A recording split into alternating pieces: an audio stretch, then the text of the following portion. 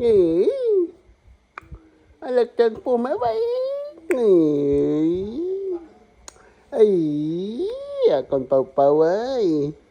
brum brum brum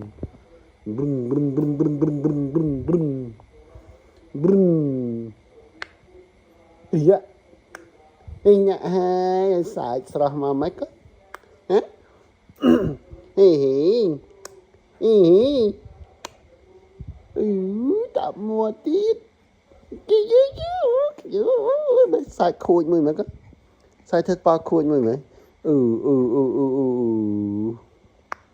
nó sai ba khui mày mày nó sai ba khui mày nhỉ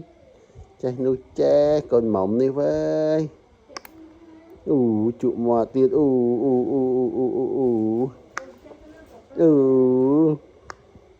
khui khui sạch mặt khui mới có